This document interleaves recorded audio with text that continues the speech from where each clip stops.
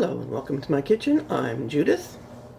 Today I'm going to do what honestly is my most ambitious dinner, especially for just being a lone cook and doing it at home rather than having a team and doing it in a restaurant kitchen. So what we're going to do tonight is panko crusted rack of lamb with asparagus, dauphinoise potatoes, and morel mushrooms. Now I know everybody that I've talked to that's ever had a morel is deeply in love with them. This is my first time. I finally found some morels. I have found a couple of YouTube videos on how to cook them, and they were both pretty much exactly the same. And one was a recipe from 200 years ago. So I have had them soaking in just a little bit of vegetable broth, which I don't know if you soak your morels, but the videos I saw said soak them. So, and they do look quite a bit better than when I bought them. That is one lovely mushroom. I can't wait. Now the first thing we have to do is get our potatoes ready. So we need to slice them thinly and put them in some cold water. And I will show you how to French your rack of lamb. I will have that for you next. So I have a free-range New Zealand rack of lamb, and it's just over 600 grams. So we're going to French it. First thing we need to do is remove the fat cap. So go in here. Oops. We want a sharp knife. That one apparently isn't as sharp as I thought it was.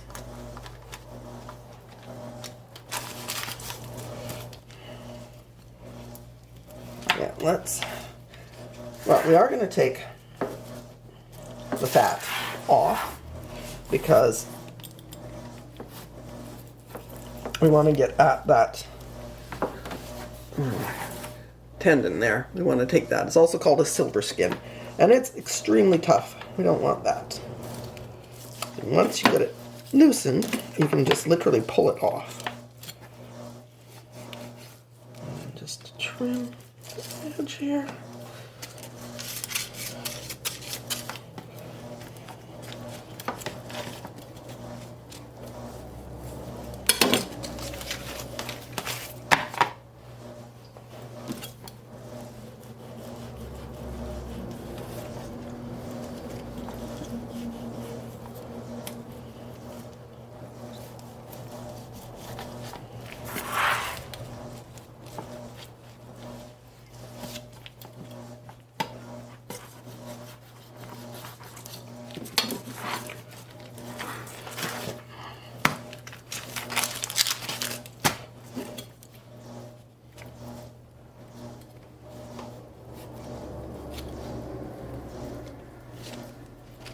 So, see this? You can see the row of bone there. We're just going to take that off.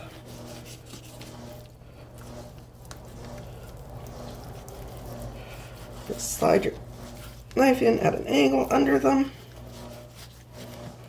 And away they go.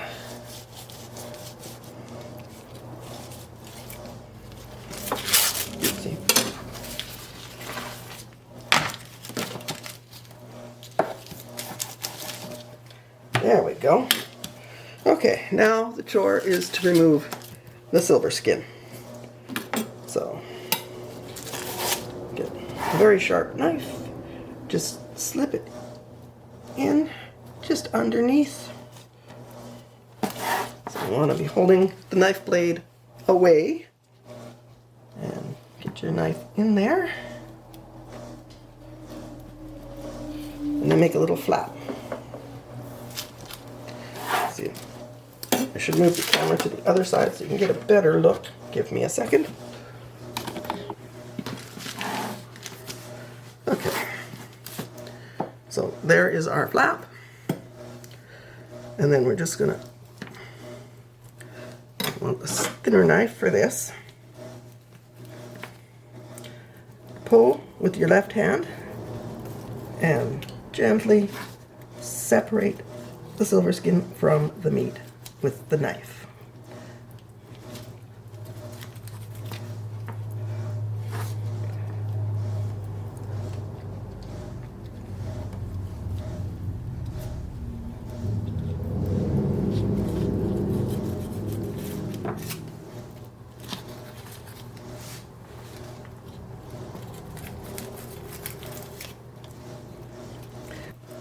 There we go. Okay, so the muscle at this end, you see it's one big round muscle. That is the eye. And at the other end, see it's much smaller, and then there's more muscle on the outside there. Oop. Get that where you can see it. So the eye is smaller, and the other muscle surrounds it at the end. And the silver skin runs under there and in between. So we're not going to dismember our lamb chop there.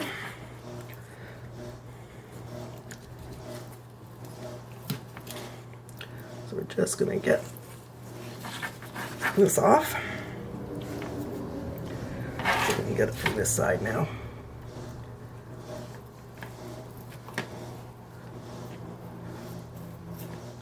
There's quite a lot of fat there as well, which is okay because that will help tenderize everything as it cooks and the fat renders into the meat. So let me just want to get this bit off.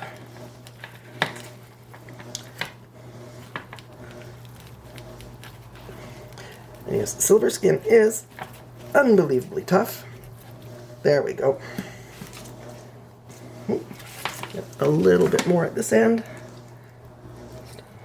And that guy. There we go. That can go into the pot for the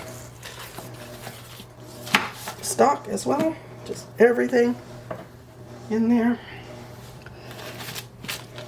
And that bit can disappear. Now I'm going to just shave down some of this fat. We don't want to take it all off.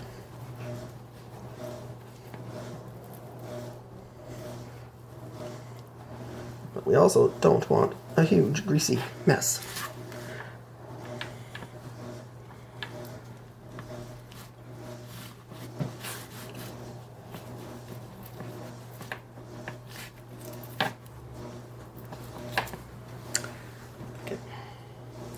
Okay.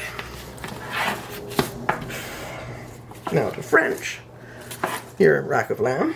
First you want to scrape everything off the bone. Should be a better knife here.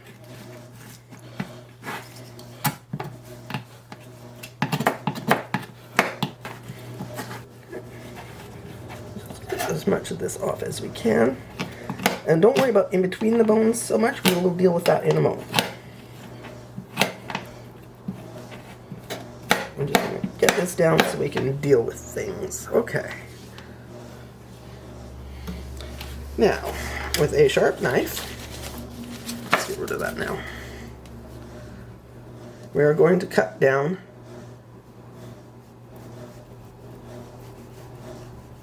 right along the bone on both sides, and don't cut into your meat.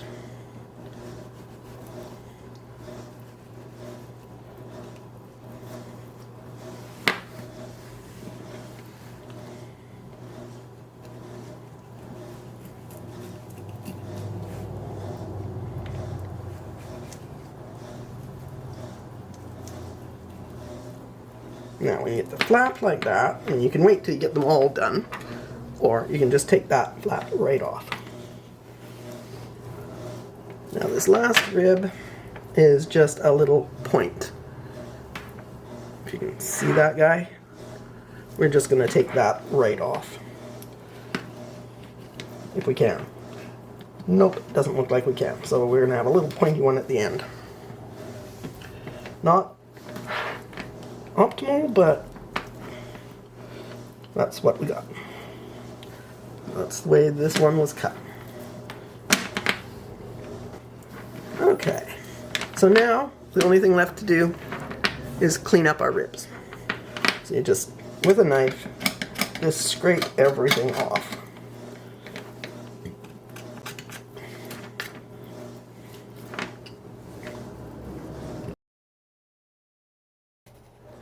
For our morels, we're going to take them out of the liquid and slice them in half. Now, since I'm not familiar with morels, I did have to look. Well, I assume my grocery store would not be selling bad ones. An actual morel is hollow. There is a false morel that is poisonous. It is not hollow. Okay, brighten that up a little bit. So we're just going to drain the liquid off. And cut them all in half. And if they're large, you could cut them into quarters.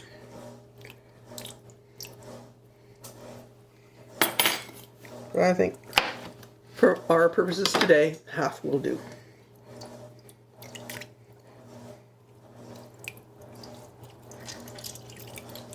And just give them a little bit of a squeeze to get some of that liquid away. Yeah, I didn't squeeze these ones. Let's try that. Yeah, very liquidy. As they have been soaking for a while. It smells good. They're not even cooking yet and they smell good.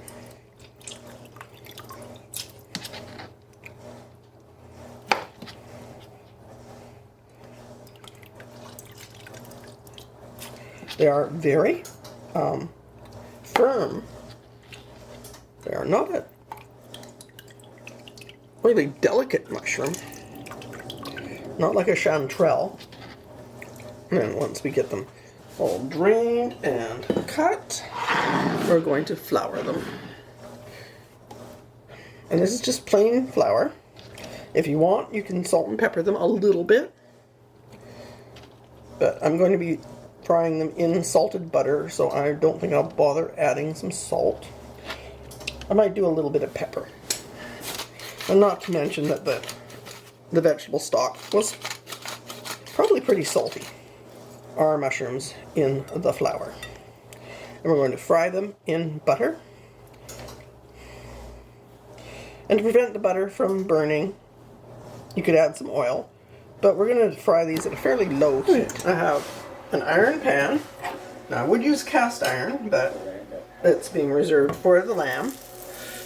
And I got about 1/4 cup of butter. This is going to be for the morels. I want to melt the butter. Like I said, we're doing the morels on a very low heat, so shouldn't have to worry about our butter burning. I have my cast iron to the other side, heating up because we want it good and hot to sear our lamb. So I apologize for the extraneous noises, but that's because I opened windows in preparation for searing the lamb. And we'll probably have to turn on the fan as well, which will suck. But we do what we have to do. Okay, our butter is melted. We have our mushrooms, our morels. We're just going to shake off any excess flour and put them hollow side down.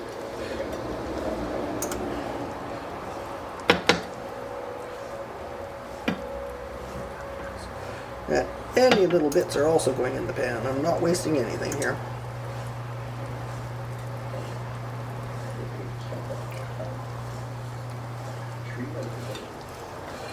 Not at the price they charge me. Now, if you can pick morels yourself, this is apparently the prime season for them. I've never seen them in the wild. Although I know people here that do pick them.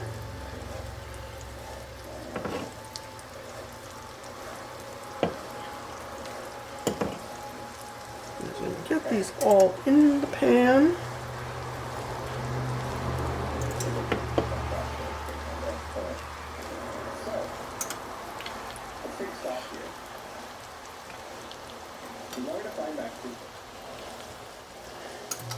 Okay, the cast iron next to me is feeling really hot, so we need to go deal with that. All the bits in there. Okay, time to deal with the lamb. As for our morel, everyone always said flatten them, put them all upside down first, put them in a flat, so that they will cook through.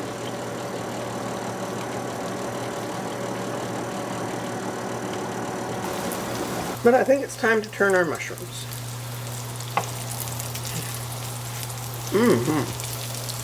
I'm starting to get crispy, starting lovely brown.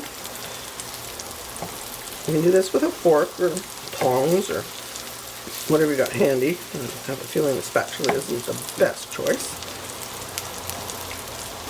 I cannot wait for this. I've heard so much about morels, and this is my first opportunity to taste them. Which is why I looked up an old recipe for them, and then a newer one that turned out to be exactly the same as the old recipe. So if the 200-year-old recipe and the new recipe are exactly the same, you know somebody's doing it right.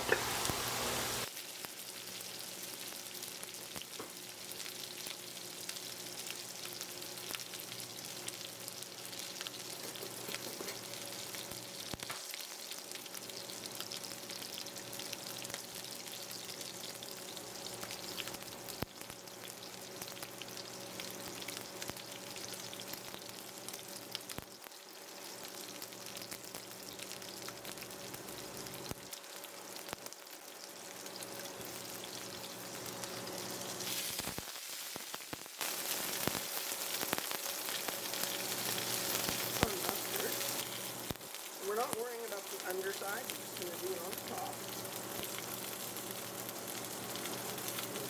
Coat the top. Nice coating of Dijon Mustard.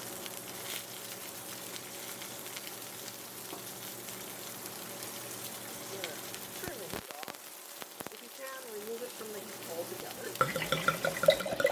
And this will do really well with a lovely red wine, like a Malbec, maybe a Shiraz, whatever is your preference.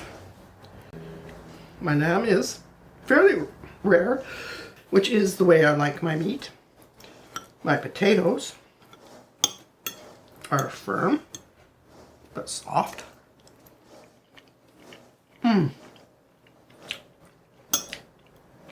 They are lovely.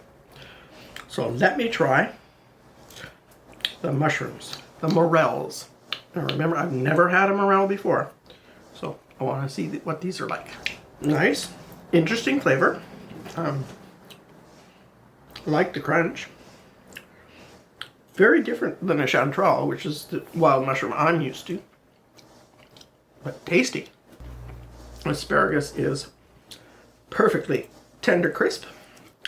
And let's see how our lamb is. Oh my, that is so good. And I know if you want it cooked more, by all means, leave it in the oven longer. I just happen to like my meat really rare. That is delicious. And I realize lamb is expensive these days. But if you have the opportunity, do, by all means, give it a shot. Or order it the next time you go out to dinner. And if you trust the restaurant, you shouldn't be disappointed. Thank you so much for watching. If you enjoyed the video, please give it a thumbs up.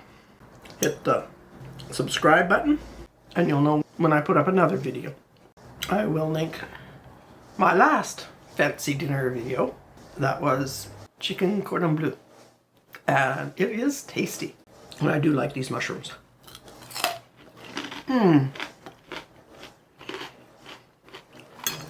Thank you for watching, and I'll see you again soon with a new video.